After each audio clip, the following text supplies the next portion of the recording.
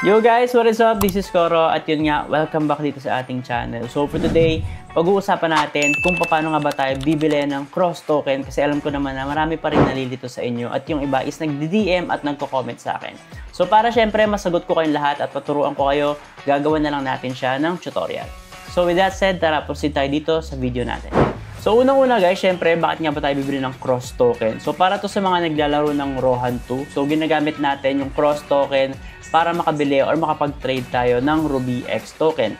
And then, yung Ruby X token na yun is pwede nating i-convert into Ruby na pwede nating gamitin dito sa market ng Rohan 2. So, unang-una guys is kailangan mo ng Mexi account. So, yung link nito is nasa description box natin. If ever wala ka pang account, I suggest gumawa ka na kasi ito yung gagamitin natin for this tutorial. At syempre, dito kasi supported ang cross token at dito tayo makakabili ng cross token natin. And then guys, after creating an account, ang next natin gagawin is pa-fundan natin yung wallet natin or yung ating account. Meaning, lalagyan natin to ng laman na USDT or USD. So guys, meron tayong several ways para makapag-fund ng wallet natin. So as you can see, meron akong 120 USDT dito as example. And finandan ko to gamit yung iba kong wallet. Nag-send ako dito para matuloy ko yung ating tutorial. Pero at the same time, ang ibang way dito is pwede kang bumili ng crypto. So punta ka lang dito sa Buy Crypto and then punta ka dito sa P2P Trading. Pagpunta mo guys sa P2P Trading, makikita mo dyan, syempre, dapat naka-PHP yung currency natin dito. Tapos sa payment method, pwede namang naka-all kung meron kang mga iba't ibang payment method dyan. Or pwede kang specific, so for example, GCash. Gusto mo ng GCash. Ayan, so mafi-filter niya. So ito yung mga available for GCash. Syempre guys, mamimili kayo dito kung sino yung mga magiging ka-trade nyo. So as much as possible, dapat piliin nyo dito is yung may mataas na percentage dito. So meaning nito, yung mga order nila is nagagawa talaga nila ng tama. At syempre nakalagay din dyan yung price natin per US dollar or USDT. So as you can see, siya ang pinakamababa right now at yung iba is around 59 pesos na ang isang US dollar. So by the way, kailangan mo rin nga pala dito mag-verify kasi syempre kapag ka nagpi-P2P ka dito, kailangan verified yung account mo. Pero huwag kayong mag-alala kasi mabilis lang naman dito magpa-verify. At syempre for long term na rin to, pwede nyo ito magamit sa iba't iba pang mga crypto games na paparating. For example, sa Emir, baka magamit natin to. Pero syempre, I'm not sure. Pero yun nga, at least magkakaroon na rin kayo ng account for crypto. At syempre, baka maging simula na to ng inyong crypto journey. So anyway, yun nga, after natin fundan yung ating wallet, ang next natin is yung bibili na tayo ng mismong cross token natin. So ang gagawin natin para makabili tayo ng ating cross token is punta ka dito sa spot. After that, click spot. After clicking spot, guys, mapupunta ka dito sa user interface na to. So huwag kayo malilito. Ang gagawin nyo lang dito is click nyo to, tapos search nyo yung cross token. So cross, tapos ang piliin nyo is yung under kay spot. So huwag nyo pipiliin yung kay under kay futures kasi ito is for future trading at hindi ka dito makakabili, makakapag-trade ka lang dito. So click natin itong spot. So after that, mapupunta ka na dito. As you can see, ang price ni cross token right now is 0.1359 US dollars per cross token. So after that, pwede na tayong bumili. So input nyo lang dito kung ilang USDT yung ibibili nyo. So ako for example, ang bibili ko is 105 USDT. Yan. So after that, click natin yung buy cross. Pero bago yon, make sure na naka-market kayo para makabili kayo agad-agad. Kasi pag nag-limit kayo, magsiset pa kayo ng limit nyo kung saan kayo bibili ng price ng cross token. Pero if ever gusto nyo talagang bumili ngayon sa current price, pipindutin nyo itong market, tapos tsaka nyo click yung buy. So click natin yung buy. So yan, after clicking, nakalagay dito ordered successfully. And then makikita nyo meron tayo ditong available balance na 770 cross token. So pwede natin isell yan, pero nga hindi natin siya isell kasi gagamitin natin siya at ipapakita ko siya sa inyo. Pero bago yun guys, ang gagawin natin is bibili pa tayo ng isa pang token which is si BNB naman. So mamaya explain ko sa inyo kung bakit kailangan natin si BNB. So kasi pang gas fee natin to mamaya pang bridge and kailangan na part natin yon at very important part ang bridging. So search natin BNB. So after that, under spot, click natin si BNB. Make sure guys na BNB USDT yung pipiliin nyo at hindi yung USDC. So after that, bili naman tayo ng BNB. So bibilin ko na to lahat, yung natitira ko. So 14.84. So, minaksimum ko na siya. So, 100%. Ayan. So, click natin itong buy BNB. Ayan. So, after that, meron tayong 0.0115 BNB. Pagtapos niyan, guys, pwede kang pumunta sa iyong wallet. So, pagpunta mo sa wallet mo, guys, makikita mo yung mismong estimated balance ng overall wallet mo. At syempre, kung ano yung mga currency na hawak mo. So right now, meron tayong cross token, BNB at konting-konting USDT na hindi na natin siya gagalawin. So ang importante dito is yung cross at yung BNB. So ang gagawin natin next is i-withdraw na natin to papunta sa ating CrossX wallet. So para ma-withdraw natin to, just click withdraw.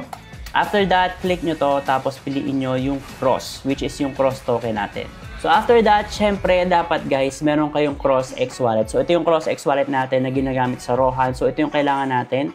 If ever hindi nyo napapanood yung isa kong video, which is focusing on CrossX wallet, I suggest na panoorin nyo yun. So yun, ito yung CrossX wallet natin. So kakopy natin yung mismong address natin. Ito, yung address natin sa account 2 kasi ito yung ginagamit ko. Account address, copy natin yan. Tapos kayong bahala kung paano siya ipipaste doon sa Mexi na user interface natin. Or in our case, dito. So ako kasi guys, bukod sa cellphone, meron din akong CrossX wallet dito na extension sa aking laptop. So dito ko na lang siya i-copy. So click natin to, tapos copy natin yung address natin. After copying our address, make sure na tama yon. Paste lang natin siya dito. Tapos dito naman sa network, huwag nyo na siyang gagalawin kasi by default, BSC chain lang natin pwedeng i-withdraw si cross token natin. So after that, bigyan natin dito kung ilan yung ating i-withdraw. So ako select all. Then syempre yung purpose, optional naman yan. Ako hindi ko na siya lalagyan. And then after that, hit submit. At syempre meron siya guys, nakikita nyo 4 cross na fee. So mababawasan ng 4 cross yung ating ma-withdraw. As you can see, 770 ang aking i-withdraw. At kapag natanggap ko siya sa aking CrossX wallet, is 766 na lang siya. So malit na naman yung 4 cross na fee. So after that, click submit. After that, meron tayong security verification. So syempre, dapat yung lagyan yan. At syempre yun nga, dapat verified yung account nyo para makapag-withdraw kayo dito. So guys, after nyo input yung mga verification natin, no, click nyo lang yung submit. After that, magpo-process na siya at syempre, pwede nyo track yung status dito. So yun guys, as you can see, pending processing yung atin. And nantayin nyo lang yan. So ilang minuto lang naman yan kasi kailangan i-process ng blockchain yung ating mismong transaction. Kaya medyo nagtitake siya ng ilang minutes. Pero after that, matatanggap nyo rin siya sa inyong CrossX wallet. So yun guys, no, after few minutes, makikita nyo na nag-update na yung status natin, which is withdrawal successful. At kapag tinignan nyo yung ating wallet dun sa CrossX, which is itong nasa phone ko, nasa screen nyo naman yan. So pag nirefresh natin yan, makikita nyo, ayan, nandiyan naman na siya. Tumating na siya, 766. So after that, ang next nating i-withdraw is yung BNB naman na ating binili kanina. So dahil BNB yung i-withdraw natin, ang pipiliin natin dito is BNB.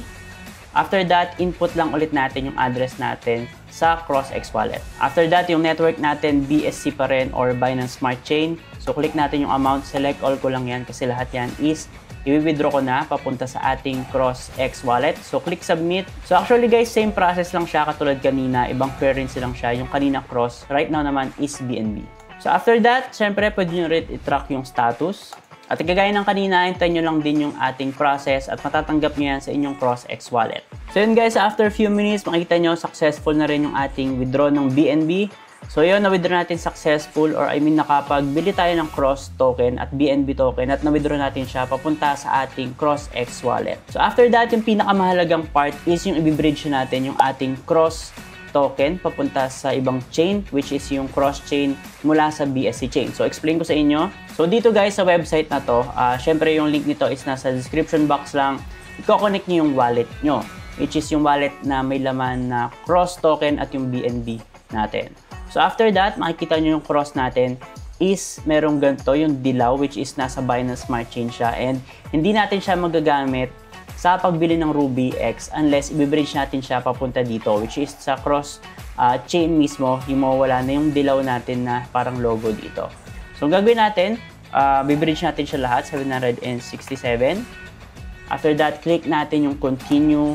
Tapos after guys, clicking continue, meron tayong i-approve na transaction sa ating wallet. So hintayin nyo lang, ayan, as you can see.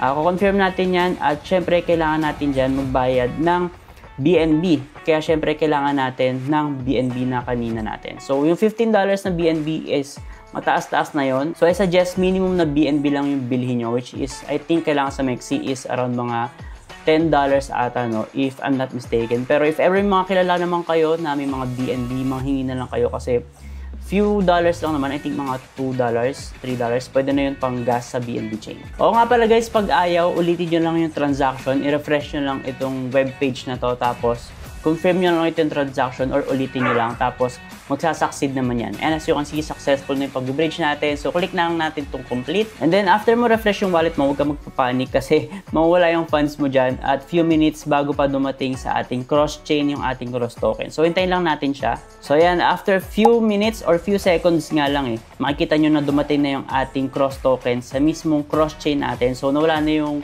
ating dilaw na parang logo dyan ng BNB. So, meaning, pwede natin siyang gamitin sa mismong cross-chain which is yung makakabili na tayo ng Ruby. So, guys, for our next step, ang gagawin nyo, click nyo to. Tapos, pwede kayo mamili either USDT or cross. So, game token, i-click nyo yan. So, isa dyan. So, pipiliin ko is itong cross. After that, mapupunta kayo dito sa website na to and syempre, i-connect nyo rin yung wallet nyo. So, after connecting your wallet, makikita mo na meron ka ditong available na balance. Ayan, as you can see, pag click mo yung market, so always click market para makapag-buy and sell kayo right now kasi kapag ka-limit, magsiset pa kayo, like I said, ng price na gusto nyo. Pero yun, kapag ka-market, ang meaning nun is yung mismong price right now, nakikita nyo sa screen nyo, yun yung iti-trade nyo. So as you can see, pwede tayong bumili. So kung gagawin ko dyan, ipambibili ko lahat yan. So bili tayo ng 7070 cross token worth ng Ruby X. So nga pala guys, huwag kayong malilito sa price dito ng Ruby X. So itong 0.0862 na to is cross against Ruby X token. Ang mismong USDT value nito or yung USD value nito per Ruby X is 0.0118. So yun nga, anyway, yung gagawin natin is babay natin to. So click buy and then buy confirm. After that, syempre yung transaction natin is lalabas ulit sa ating wallet. So i-hit lang natin yan yung ating confirmation. So confirm natin yan. After that, ayan, transfer complete. Hintayin nyo lang few seconds, mag-go through na yung ating transaction. Or ginagawa ko dyan guys, refresh ko yung wallet. So refresh mo yung wallet mo. As you can see, nawala na yung ating cross token sa wallet at nagkaroon na tayo ng Ruby X token. So dahil meron tayong Ruby X token, wala pa yan sa mismong game natin, ang gagawin naman natin this time is ilalagay natin siya sa ating game. So para magawa natin yan, punta ka sa menu, click mo yung cross ramp. After clicking cross ramp, pupunta ka dito sa mismong website na to. So, syempre, i-connect rin natin yung ating wallet. And by the way, guys, bago ko makalimutan, punta nga rin pala kayo dito. Tapos, link nyo rin yung wallet nyo dito sa Crosswave kasi sayang naman yung rewards na makuha nyo if ever may bibiling kayo sa kanilang shop. Kasi may rewards tayong makuha dyan. And if ever hindi nyo napapanood yung video ko, yung secret box, so panoorin nyo yun kasi dito ko diniscuss kung para saan itong Crosswave na to. So, anyway, after natin pumunta sa cross ramp at na-connect yung ating wallet, makikita nyo yung ating balance na Ruby X wallet is magre-reflect din siya dito. So, meron tayong 8,138 Ruby X token. At para mapunta yan sa game, ang gagawin mo is click mo lang tong disassemble. After that, lalagay mo yung desired amount kung ilan yung gusto mong ipadala sa game. So, ako this time, lalagay natin is yung lahat na, 8138. So, guys, ayaw ng 8138. I don't know why. Kapag ginalagay kong 8, magkakaroon ng not enough. Pero pag 7, gumagana naman siya. So, yan na lang. Kulang lang ako ng isang peraso. So, okay lang yun. So, after that, click lang natin itong disassemble. After that, click ulit natin itong disassemble. And then, syempre, another signature naman to. Pero huwag kayo mag-alala kasi kapag ka disassemble and assemble ng Ruby X is wala tong bayad na gas fee. So, click lang natin itong confirm. After that, hintay natin. Few seconds lang is magpo-proceed na yung ating transaction. So, ayan, as you can see, sobrang bilis lang, no? So, after that, click natin itong go to main. So, makikita nyo, wala na tayong Ruby X. Meron na lang natin ng isang piraso. Tapos, yung sa wallet natin, makikita nyo, meron pa siya, pero wala na talaga yan. So, pag nirefresh natin, mawala na yan. And guys, as you can see, 1 Ruby X na lang yung meron tayo. So, after that, balik kayo dito sa game. Expected nyo, nandito na dapat yung Ruby token nyo, which is wala pa. So, ang gagawin nyo dyan, guys, is click nyo tong mail, kasi dito siya napupunta. So, click mo tong Ruby Convert. Yan, dyan mapupunta yung lahat ng conversion natin, either disassemble or assemble. So, meaning ng assemble naman guys, yung kabaliktaran kapag magpapadala tayo ng Ruby doon sa ating wallet. So, magiging Ruby X naman siya. So, ito yung ating Ruby X na naging Ruby na siya. Ayan, 8137. So, click natin itong claim. After clicking claim, makikita nyo nandito na yung ating Ruby token. So, back natin at makikita nyo na pwede natin siyang gamitin dito sa ating market. So yan, pwede siyang gamitin dito sa market at syempre pwede nyo na rin gamitin dito sa Cron trading if ever kailangan nyo ng Crons. Ang presyo nga pala right now is bumaba. So 100 Ruby is 1M na lang. So kapag kailangan mo ng skill book, very helpful to kasi very cheap na lang siya. So kailangan mo na lang is 1,000 Ruby para sa isang mismong skill book na advanced. Kasi syempre 10M ang kailangan natin para sa second job skill book. So if ever gusto nyo mapanood yung video ko about sa skill book, meron din akong video about dyan. So I suggest panoorin nyo if ever interested kayo. So lastly, no, bago ko i-end yung video natin, bakit nga ba tayo bibili ng Ruby token kung meron naman dito at medyo pinahirapan natin yung process natin or pinahaba natin? Kasi guys, dito makikita nyo sa currency, mas mahal dito guys, no? So if ever natatandaan nyo, kanina worth $105 yung binili natin na cross token at yun yung pinadala natin sa ating mismong wallet. Tapos pinambili ng ating Ruby X at eventually naging Ruby, which is 8,000 plus Ruby. At kapag binanggama naman siya dito sa current price sa kanilang cash shop, makikita mo na $100 nila is equivalent lang sa 5,000 Ruby. So mas maliit siya compared do sa nabili natin actual. At syempre, mas mura siya. At based naman guys, kapag kinumpute mo yan, makikita mo naman na kapag dito sa kanilang shop, tumatakbo na $0.02 ang isang Ruby token. At ang bili lang natin dito, nung sa process natin, is 0.0129. Mas mura siya at halos doble na siya, no, kung susumahin mo lang. So anyway, yun yung ating video. So nag-focus ako dito at pinakita ko talaga yung whole process kung paano ko ginawa yun through buying sa Mexi. So, hindi ko lang napakita is kung paano fundan yung wallet nyo. At syempre, diniscuss ko naman kung saan galing yung fund ko. Galing yun sa isa kong wallet, which is yung ginagamit ko for cryptocurrency. And like I said, meron namang iba't ibang way via P2P. If ever naman meron kayong G-Crypto nyo na USDT papunta sa Mexi nyo, pero syempre, pag-aralan nyo mabuti para hindi mawala yung mismong currency nyo o yung inyong cryptocurrency. So I think yun lang guys. So if ever may mga questions kayo or clarifications, make sure to comment them down below and I'll try to answer them all. Kung nahihiya naman kayo at gusto niyo ng direct contact sa akin, don't hesitate to message me on Discord, Telegram, or sa aking Facebook page. Pero I suggest na sa Telegram ko na lang kasi mas madali ako mag-respond doon sa Telegram account ko. So like I said, lahat ng link natin is nasa description box, including yung mga ginamit natin dito. Kaya make sure to subscribe on all of my social media channels. Yun na lang guys, and see you sa ating next video. Ingat!